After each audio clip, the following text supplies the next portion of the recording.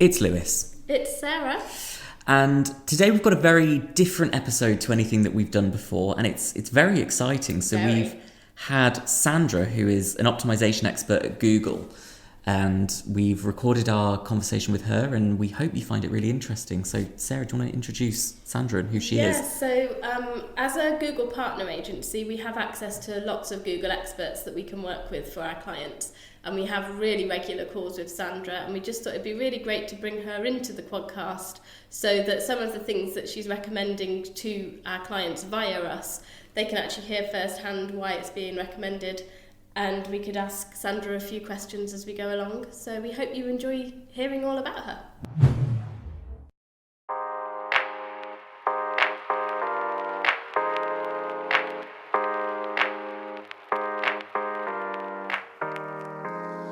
Hi, and welcome to QuadCast. I'm Lewis, and today I'm here with Sara, and today we're joined by a very special guest, Sandra, who is an optimization expert at Google. Thank you so much for joining us, Sandra. Thank you, Lewis and Sarah. I do appreciate the opportunity.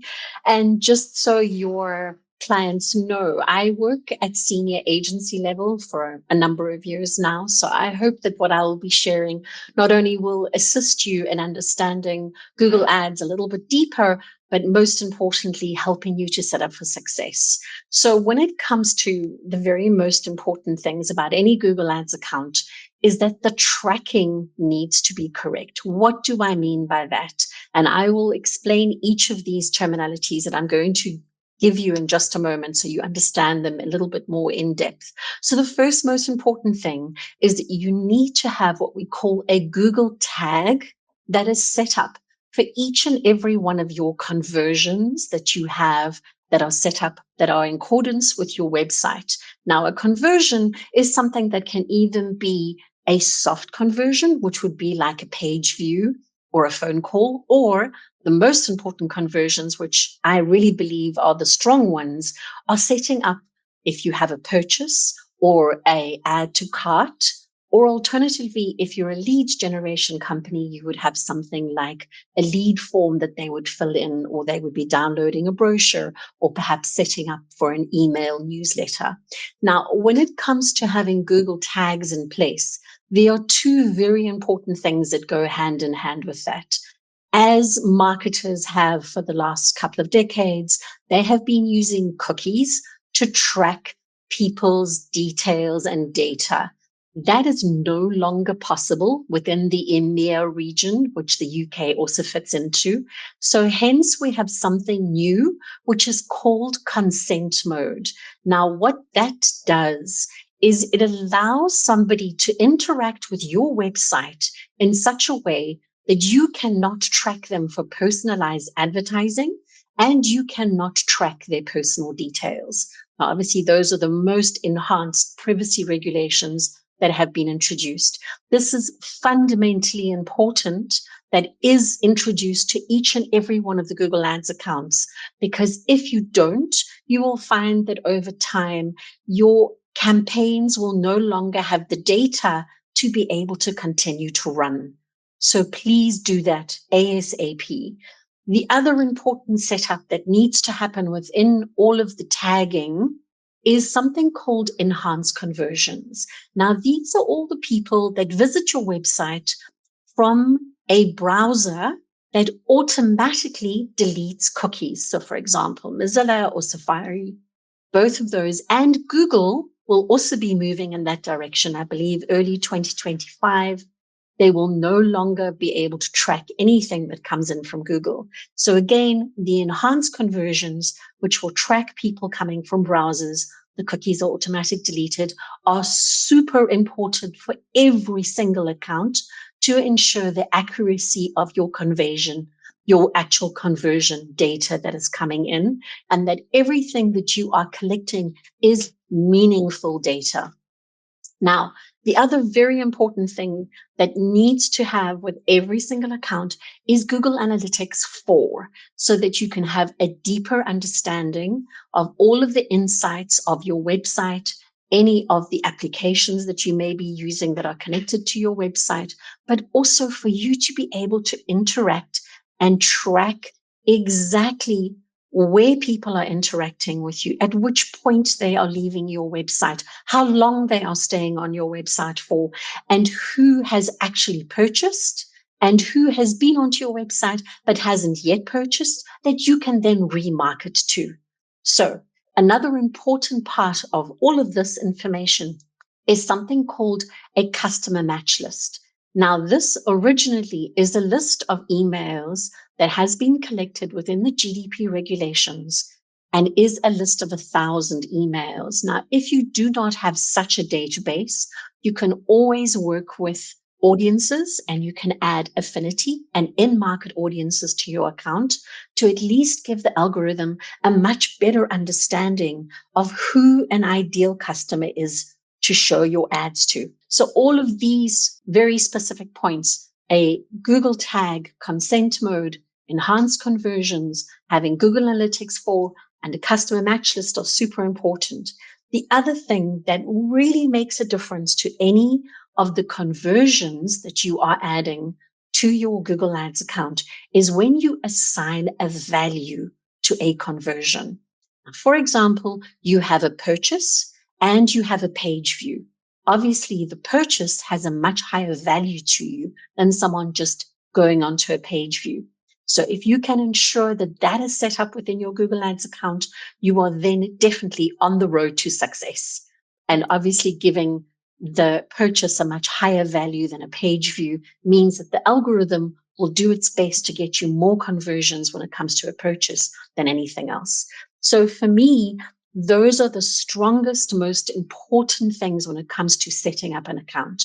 Now, when you are actually creating the ads, whether it be a search campaign, a display campaign, whatever you are doing, the most important thing to do is to ensure that you have the most creative and the most excellent. And what do I mean by excellent content? Meaning that, for example, every one of your ads, if it's a search ad, has 4 descriptions, 15 headlines. It has as many images as you can add, and those cannot be pixelated. You add a business logo, a business name, you add site links, you add call outs, you add as much as you can to your actual content of the ad so that your ad strength becomes excellent. That ensures that your ads automatically get shown more often by Google. And of course, it ensures that you will win more auctions because anyone else who is in a similar industry to you, whose ad strength is not as good as yours, means that your ad will be shown first. So please make sure that every single time you do your ads, you get your ad strength up to excellent because it does make a difference in an auction. Now, in an auction, the other important thing to bear in mind is what bidding strategy are you using? You need to optimize into what we call smart bidding strategy. And this has a sliding scale of depending on whether you're starting a campaign, whether you have enough conversions then to move it to the next level. But this is important. Why? Because again, when you're in an auction and other people are in a similar auction to you, if you are using a smart bidding, not only will the algorithm then optimize to get exactly what it is you have set it up to do, but it will get you more of and ensure that you are able to get even more auctions won, if that makes sense. Okay, so jumping on to one of the most important and new, and I say new in inverted commas, because the Performance Max has been around since 2021. It has come a long way since then. And the advantages of a Performance Max is that it grows across all platforms. So you are reaching people on YouTube, you are reaching people on search, you are able to do Gmail, you have got discovery campaigns and display, and it covers all of those and allows you to reach audiences that you may not even know are actual audiences. Now, when it comes to setting up a Performance Max, there are some very important things that need to happen. If you are able to have video in 3 different formats, one that's going to be square for tablet, landscape for PC, and portrait for mobile, that is super important. You can also add 6 seconds and 15 seconds of video. Again, images are super important. Things like grabbing audiences from GA4 once you have set it up will allow the Premax to run with amazing signals to allow you to remarket to those people that have been onto your website but haven't purchased yet, or have been onto your website but haven't yet filled in the lead form. And it can do all of that. In addition to that, Premax allows you to do a negative keyword list at account level or at campaign level. You can also add exclusions, which are URLs that you can exclude, as well as mobile apps where you don't want your Performance Max to be shown, allowing you to get a much better return on your investment for anything that you are doing when it comes to Performance Max. And what we have found across the board with all of the agencies that I've worked with is that it's important to start a Performance Max, but still continue with your search ad.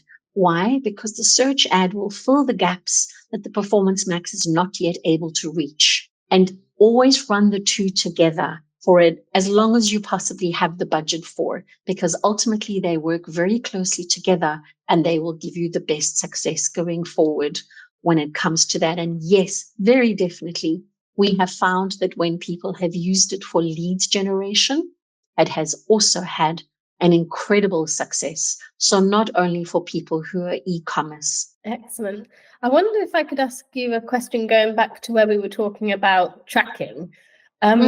So if what we often find when we're first putting a campaign live is we need to start getting some data in, and then we can assess the quality of it and start kind of tweaking the keywords according to what's bringing the best value leads. Or, for example, if it's a client that has quotes, for example, we want to sort of target the campaigns towards ones that are bringing in the best value of contract for them.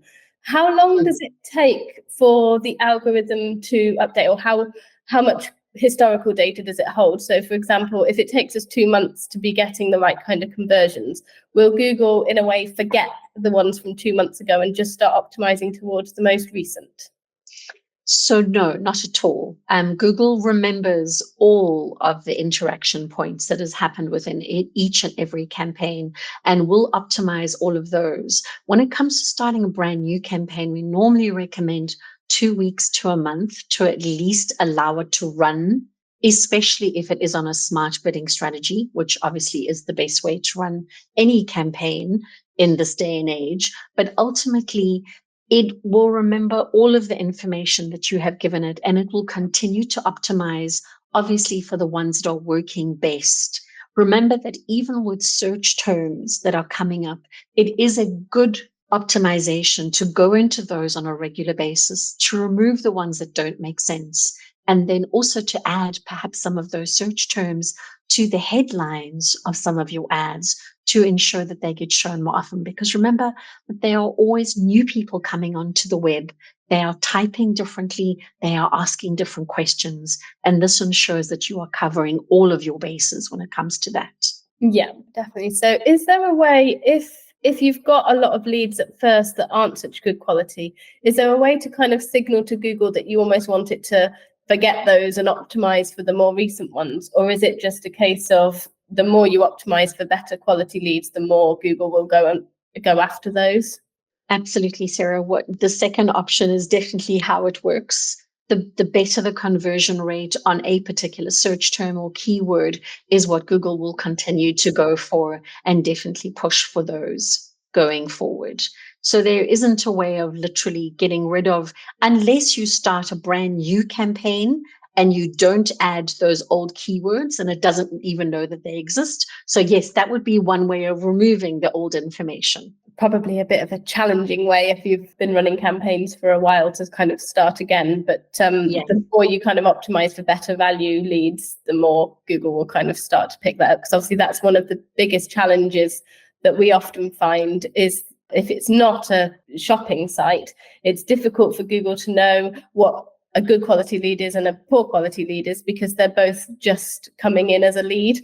So we need to try and give Google those signals, which is where, as you were saying before, and things like offline conversions come in, to try and give Google as much information as we can so that it can optimize towards what kind of clients we want to be getting in from our campaigns. Absolutely, Sarah. And It's such a valid point, and that is that when you set up a campaign, it is important to tell it what you're looking for. Are you looking for leads? Are you just looking for awareness? In other words, people coming to your website. And so these basic setups of when the campaign is initially set up should be chosen correctly and given a marketing objective and given as much information as you can. People seem to overlook that information, but they don't realize that then the algorithm is not really knowing what you want. And so how can it get you the best conversions or the best leads? And I agree with you that it is difficult in the beginning for the algorithm to understand. But again, if you are giving a value to your conversions, then that will initially help the algorithm to also understand which are the strong conversions that it needs to push for. And hopefully it will get you more of those right from the beginning. One other question I wanted to ask you as well about where you were talking earlier about needing an excellent rated advert. So one of the issues that I've had recently is where a client wanted to promote an offer. And so they wanted the offer pinned in headline positions 1 and 2 so that every person saw the ad. But as soon as you start pinning headlines, it reduces the quality of the advert. So if there is a message that the client particularly wants to push out there, which is more important? Is it getting the message across or making sure that the ad quality remains excellent? Sara, this is a very difficult question to answer because, as you said, it is an offer that they're doing. So maybe for that limited time of period that they're putting the offer out for, they can maybe pin 1 or maximum 2. But once that offer is over, I would strongly suggest that they maybe only pin 1 headline and at least still keep it within the good section, as opposed to giving up on that and taking it all the way down to poor, which sometimes does happen when you pin too much. And then you are losing that ad ranking and that ad strength when you're in an auction. Definitely. It makes quite a big difference. I noticed just pinning 2 headlines took the quality rating of an ad from excellent to average. And then as soon as you unpin them, it goes back to excellent again. Absolutely correct. And sometimes the way to overcome that when you're doing an offer like that is maybe to have a stronger call out, or even to have an ad, a form actually added to the ad itself, where, for example, if they're doing an offer, whatever it may be, that automatically comes up as part of the ad. They don't even have to go to the website. And the client will then engage even more. So the pinning is almost outdated, if that makes sense. Yeah. You know, there are other ways of getting people to engage with the ad and getting you a better click-through rate without having to pin any of the headlines, hopefully. And, you know, I know it's something that we've been used to doing in the past, but going forward, please do try and do as little of that as possible. Yeah, definitely. Just off the back of that, Sandra, I'd quite like to ask you, this is quite a simple question compared to anything you've asked, Sarah, but are there some occasions and some campaigns where you would argue that less is more, and the more that you do, kind of the worse you can make things? Are you referring to headlines and descriptions, or give me context? Headlines and descriptions mainly, I would say. Just the more that you try to optimize campaigns and ad copy and anything of the sort, can it make it worse? No, Lewis, I wouldn't say so, because remember that what the algorithm will try to do if you give it the option of 15 headlines is it will show the most relevant headline to that particular person, depending on how they've actually typed into the browser. So what that does initially is it not only makes the person believe that it's been optimized specifically for them, and it has in real terms, but it also makes the ad so much more engaging, which means that you will get a better click-through rate, which is ultimately what we all want, because we want that client then to go to the website and do whatever the ultimate conversion that we're looking for. But I would say that in this case, more is always better, because as I had said a moment ago, there are always new people coming onto the internet, and we find that they are definitely typing in different ways and searching in different ways.